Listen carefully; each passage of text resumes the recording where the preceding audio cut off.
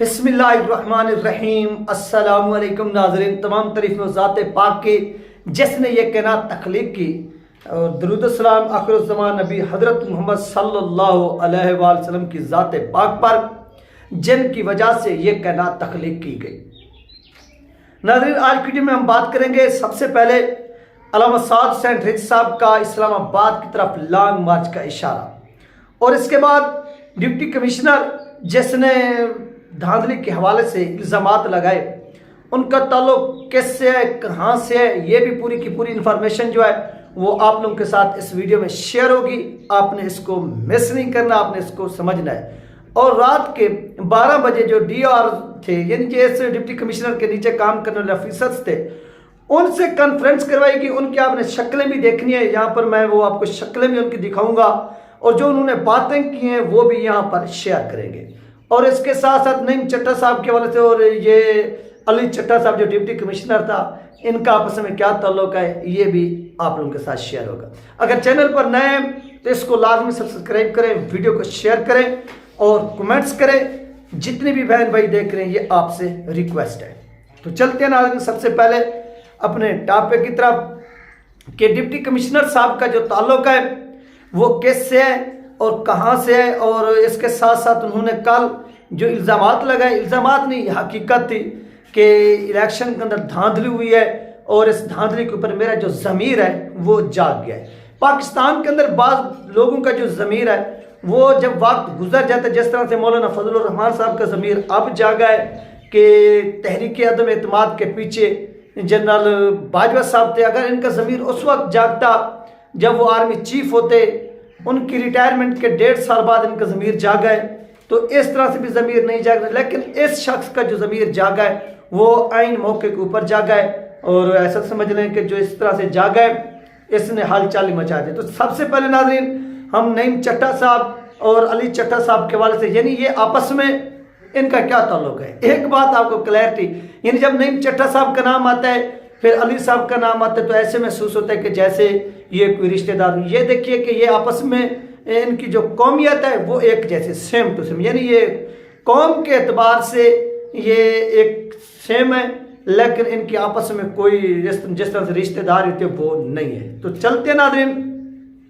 ये सबसे पहले गुजारिश है कि लियाकत अली चट्टा वालिद गुलाम हैदर कौम चट्टा सकना सवैया वाला इलाका था और तहसील ज़िला हफ्जाबाद कमिश्नर रावलपिंडी एक ज़मींदार घराने से ताल्लुक़ रखता है जो कि दौरान सर्विस मुख्तलिफ कलीदी पोस्टों पर तैनात रहे और शहबाज शरीफ के वजारत आला, ये शहबाज जब वज़ीर आला बना 2013 से लेकर 2018 के दौर में अहम सेक्रेटरीट में भी इंतहाई अहम जिम्मेदारी से अंजाम देता रहा है।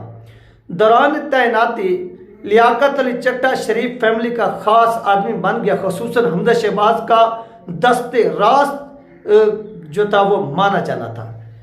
और बाद डिप्टी कमिश्नर फैसलाबाद भी तैनात रहा है, जिसके बारे में आम फहम बात थी कि लियाकत चट्टा हमजा शहबाज के ज़ेर साया पोस्टें वगैरह लेता था, देता था। इस तरह से साल 2013 के इलेक्शन में हमजा शहबाज लियाकत चट्टा के घर सवैया वाला भी आया था। लियाकत चट्टा अपने ज़ेर असल ख़ानदान से PMLN के लिए वोट भी मांगता रहा।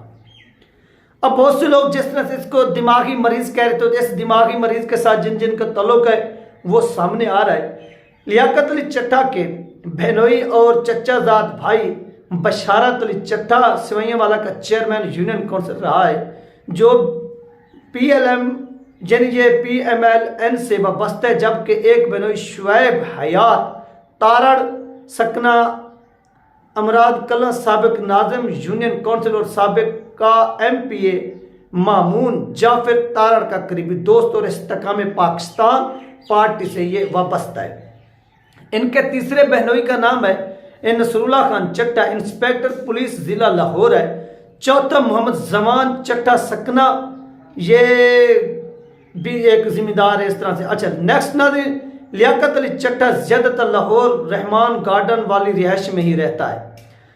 ज़िला हज़ा में इसका हल्का हवा महदूद है, किसी किस्म का कोई सियासी ज़ाती रंजिश या दुश्मनी ना है। गाँव आने पर ज़िलाई सियासी शख्सियात से ज़्यादा मेल जोल ना रखता है, जबकि तारड़ फैमिली सारा अफजल तारड़ साबका MNA के ख़ानदान से मरासिम है।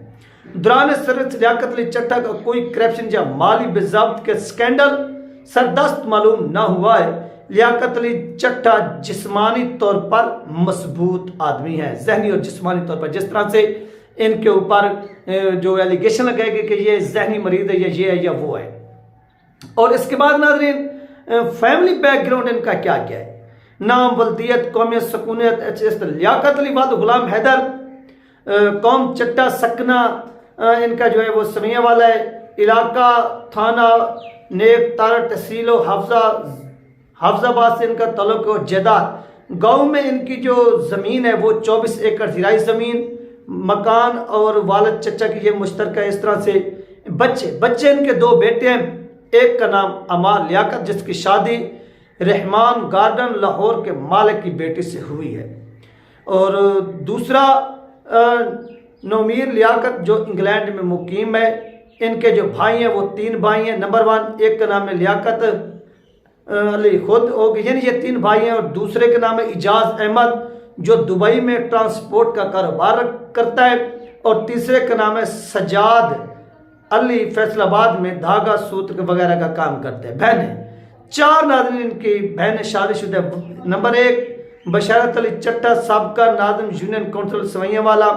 नंबर 2 नसरुल्लाह चट्टा इंस्पेक्टर पुलिस ज़िला लाहौर हाजिर सर्वस, और तीसरा शुएब हयात तारड़ सकना मरा कला ज़िला हाफजाबाद साबका नाज़िम यूनियन काउंसिल हाल करीबी साहब के। इस तरह से नाज़रीन इसका जो ताल्लुक है वो सामने। इसके बाद नाज़रीन सियासी वाबस्तगी PMLN से गुलामाबाद चट्टा सकना वाला, ये इस तरह से इनकी बशारत अली चट्टा साबका यूनियन काउंसिल सवैया वाला, बहनोई नसरुल्लाह चट्टा इंस्पेक्टर ज़िला लाहौर हाजिर सर्विस, ये इस तरह से इसका ताल्लुक है। अब जिन लोगों ने रात को कॉन्फ्रेंस की कि ये फेक है या इसने गलत इल्ज़ामात लगाए, उनकी सबसे पहले आप ये शक्लें देखें।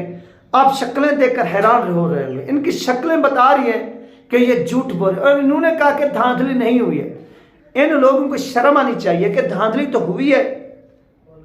पाकिस्तान का बच्चा जानता है धांधली हुई है। नवाज शरीफ तो अपने घर की पोलिंग भी हार गया और उसे ये पोलिंग जितवाई गई, तो ये धांधली नहीं तो और क्या थी कि धांधली नहीं हुई। ये साफ शफाफ इलेक्शन में पाकिस्तान की हिस्ट्री के अंदर जो धांधली इस इलेक्शन में हुई है और किसी भी इलेक्शन में नहीं हुई। और यहाँ पर ये झूठ बोल रहा है, यानी ये DORs जो बैठे हुए हैं कि धांधली नहीं हुई, हमने अपने हलफ की पासदारी की है, हमने अपने हलफ की पासदारी करते हुए नेक नीति के साथ जो है वो रिजल्ट बनाए। तुम लोग झूठ बोलते हो, तुम लोग झूठ बोलते हो। धांधली हुई है और ये धांधली भी बहुत बड़े पैमाने पे हुई है, और तुम लोग मुलविस थे। और तुम्हारी जो शक्लें हैं ये शक्लें बता रही हैं कि तुम एक गुनहगार हो और तुम झूठ बोल रहे हो। तुम लोगों ने इमानत में खियानत की है, अपने हलफ के साथ गद्दारी की है, और इस चीज़ की गवाही पूरी कौम दे रही है, पूरा पाकिस्तान दे रहा है। तो नाजरीन अल्लामा साद हुसैन रिज़वी साहब जो हैं उन्होंने एक इशारा किया है लॉन्ग मार्च की तरफ। वो क्या इशारा, सबसे पहले आप उनकी वीडियो सुन लें। किधरे को जनाब जाना पैदा तो वोट दीन वास्ते कौन क्या है।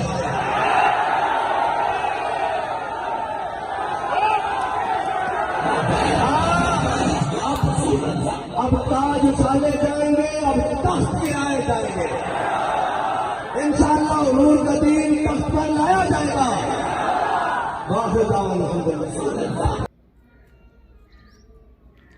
तो नाज़रीन ये थी अल्लामा साद हुसैन रिज़वी साहब की वो वीडियो जो आप लोगों के साथ शेयर की। इसमें अल्लामा साद हुसैन रिज़वी साहब ने जो इशारा किया वो लॉन्ग मार्च का किया। जो समझने वाले लोग हैं वो उनकी इस बात से समझ गए होंगे कि उन्होंने ये इशारा क्यों किया, उनका इशारा किस जानिब जा रहा था। इसी जानिब जा रहा था कि आप लोग तैयार हैं, अब तख्त गिराए जाएंगे, तो तख्त जो हुकूमत बनेगी नजर आ जाएगी।